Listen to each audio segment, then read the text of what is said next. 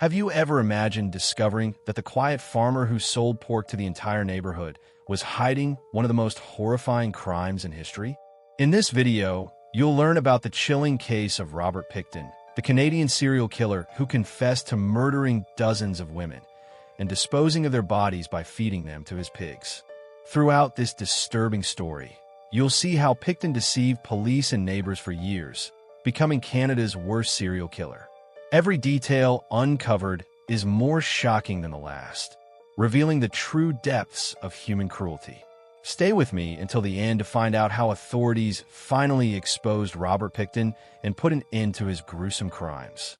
What you're about to hear is real, terrifying, and will forever change the way you look at the people around you. When people looked at Robert Pickton, most just saw an eccentric farmer. Owner of an old pig farm in the small town of Port Coquitlam, British Columbia, Canada, Pickton was known for selling pork locally and for throwing wild parties filled with alcohol, drugs, and mystery. On the surface, he was just another isolated resident, a bit weird but harmless in the eyes of his neighbors. Some described him as a dirty, slow-talking man who avoided eye contact. Others simply ignored him. After all, who would suspect a shy pig farmer of anything sinister? But behind that shabby, antisocial appearance was one of the darkest secrets in modern criminal history. Over the years, the Vancouver area witnessed the mysterious disappearances of dozens of women, mostly young, vulnerable women, living on the margins of society, often without close family or resources to spark immediate investigations. They vanished without a trace. No witnesses, no serious investigations.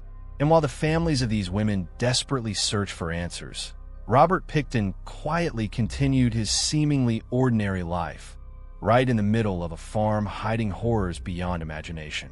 What looked like nothing more than an eccentric lifestyle was actually the silent stage for a series of crimes that would shock the entire world. Slowly, Robert Pickton's strange behavior began to cross the line from eccentricity into something far more sinister. He would often visit downtown Vancouver, especially an area known as the Downtown East Side, a neighborhood infamous for extreme poverty, high crime rates, prostitution, and rampant drug addiction. It was there that Pickton found his ideal victims, young women, often estranged from their families, trapped in cycles of addiction, and largely invisible to society. He preyed on their vulnerability with cold, calculated precision, offering the promise of lively parties at his farm, complete with free food, alcohol, and drugs. Pickton lured women as a hunter lures weakened prey.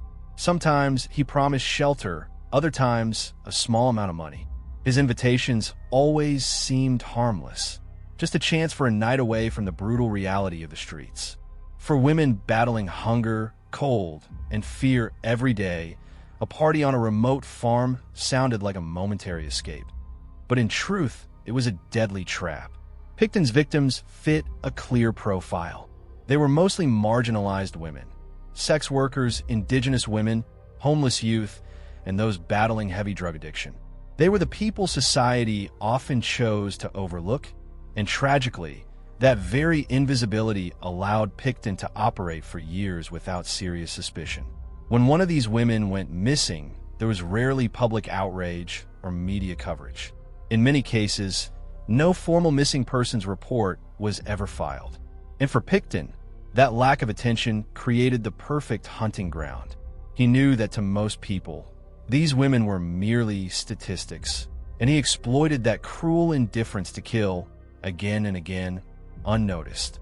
Despite this widespread neglect, small warnings began to surface over the years. Some women narrowly escaped suspicious encounters with Pickton and reported his aggressive behavior to friends, outreach workers, or even the police. In 1997, one woman managed to escape from Pickton's farm bleeding heavily after he had tried to handcuff and stab her. She was hospitalized in critical condition, but survived. Yet, because of her history with drug use and the lack of physical evidence, authorities did not take her allegations seriously. The criminal charges against Pickton were quietly dropped, and he was allowed to return to his farm, free to continue his horrifying acts. Those early ignored warnings were pivotal. They emboldened Pickton, He realized he could act without fear of consequence, that the police were slow, the media uninterested, and society indifferent to the fate of his victims. This deadly combination of neglect and vulnerability allowed Robert Pickton to transform his farm into a silent killing field, where dozens of lives were brutally taken, one after another, while the world outside continued on, completely unaware of the nightmare unfolding in the shadows. When a victim accepted Robert Pickton's invitation to his farm, she was, unknowingly, stepping into a true nightmare, a place where escape was almost impossible. Pickton's farm was vast, isolated, and filled with dark corners, abandoned sheds, locked areas, and narrow, hidden pathways. There were no nearby neighbors, no witnesses, only the silence of the fields, broken occasionally by the grunts of hungry pigs and the creak of rusted, forgotten gates. At first, Pickton would act with apparent kindness, offering drinks, drugs, and a false sense of safety. But very quickly, the atmosphere would change. Once his victims were intoxicated or distracted, he would strike with brutal force. He used handcuffs to restrain them, ropes for strangulation, and sharp knives for fatal attacks. Often, the women had no chance to react. Pickton's objective was simple and monstrous: eliminate all resistance and erase any trace that could link him to the crime. What made Robert Pickton's modus operandi even more horrifying was the fate he reserved for the bodies. After killing his victims, Pickton meticulously disposed of the remains in ways that made discovery extremely difficult, sometimes dismembering and scattering the parts across the property. Other times, mixing human remains with animal waste and feeding them to his pigs. There's evidence that, on some occasions, human remains were even sent to be processed along with the pork meat from his farm, spreading the horror unknowingly throughout the city. This practice not only eliminated physical evidence, but added a layer of depravity almost unmatched among serial killers in modern history. Pickton's farm, which at first glance seemed simply dirty and disorganized, was actually a complex crime concealment operation. Hidden freezers, sealed metal barrels, makeshift garbage pits, and a constant stench of decay polluted the air. And yet, for years, no local authority suspected the true nature of what was happening there. Pickton knew exactly how to manipulate his image. To those few who dared to get close, he appeared to be nothing more than a harmless, eccentric farmer. It was this facade of insignificance, combined with the farm's isolation, that allowed him to keep killing night after night without interruption. Many serial killers have ritualistic patterns, clear signatures linking one crime to another. But Robert Pickton, in his cold brutality, didn't need that. His pattern was total disappearance. His crimes were almost invisible. No bodies, no witnesses, no serious investigations. The victims simply ceased to exist, swallowed by the filthy earth of the farm and by the indifference of a society that ignored its most vulnerable. A modus operandi built not only by the twisted mind of one man, but also by the collective failure of an entire system. For years, Robert Pickton operated in complete silence, protected by society's neglect and the vulnerability of his victims. But as with many meticulous criminals, one small mistake would be enough to open a crack in the darkness. In Pickton's case, that mistake came in 2002, when Vancouver police, under growing pressure from families of missing women and activists, obtained a warrant to search his farm. Officially, the search was related to illegal firearms charges. But what investigators found went far beyond anything they had anticipated.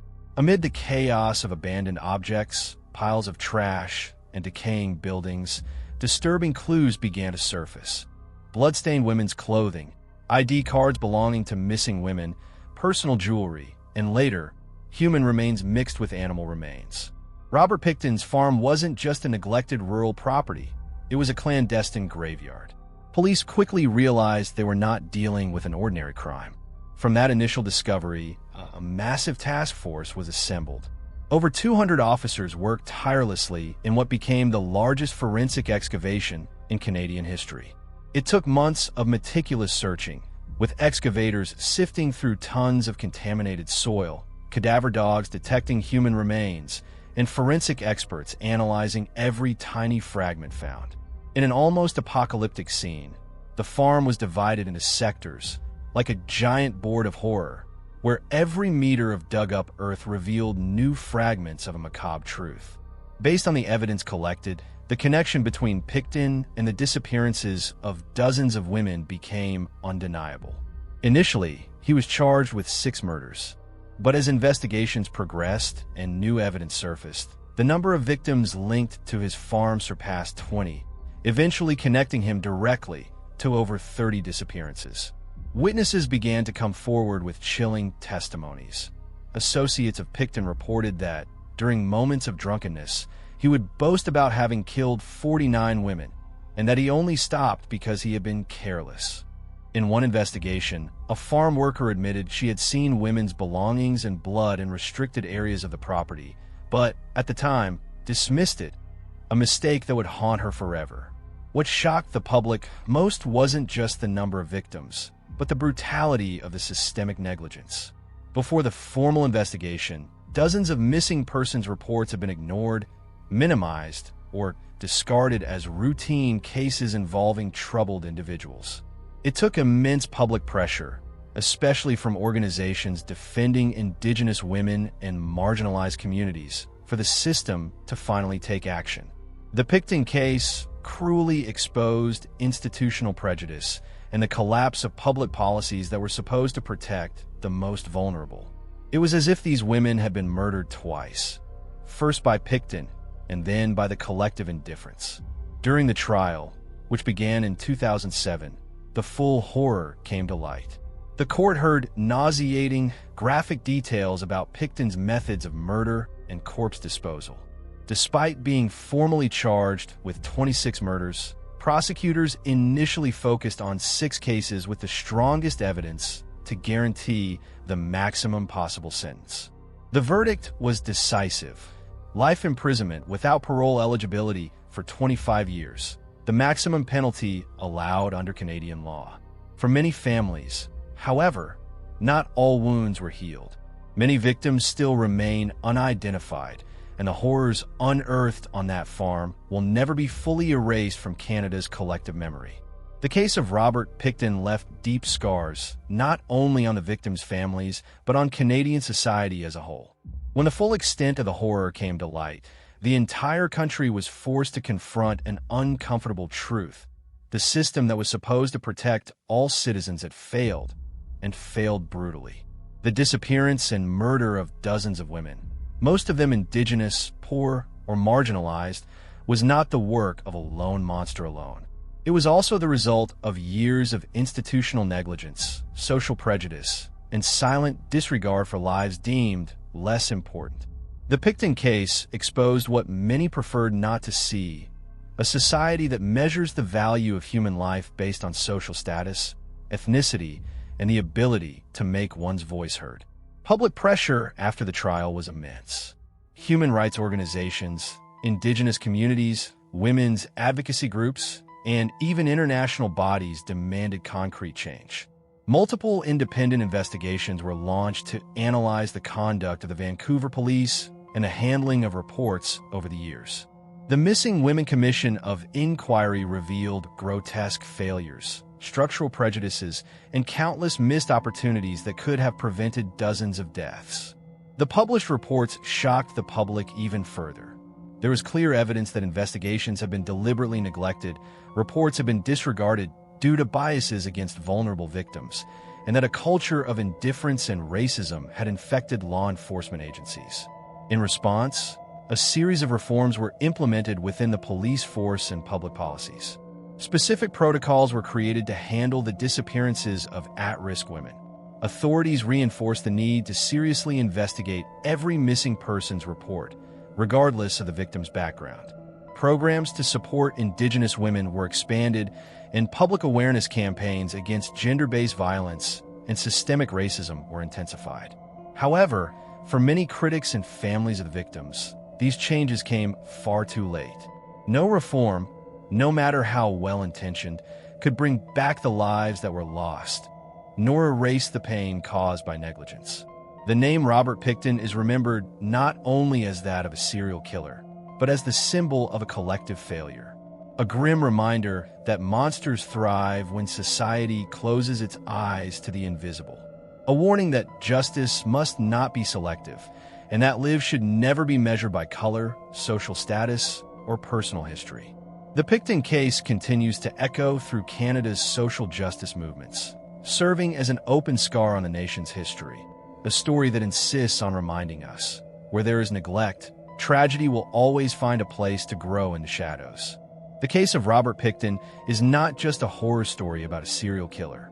It is a mirror, a dark reflection of what a society allows to happen when it turns away from those who need protection the most. It wasn't only Pickton's hands that committed atrocities on that forgotten farm in British Columbia.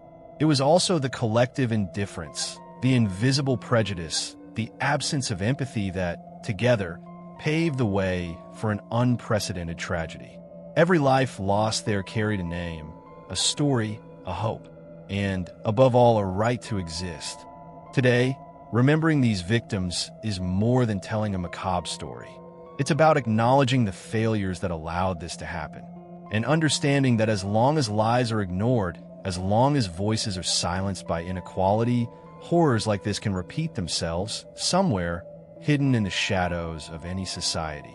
We need to look at these stories not with morbidity, but with awareness, with the responsibility to build a world where no one is invisible, where no life is treated as disposable. If this story touched you in any way, if you believe stories like this must be known so they are never repeated, leave a comment down below. I would really love to hear what you felt, what you thought, what crossed your mind as you listened to every part of this case. And if you want to follow more real stories, told with respect, depth, and seriousness, subscribe to the channel and turn on notifications. Your participation is what gives meaning to this work. Thank you for being here. See you in the next case.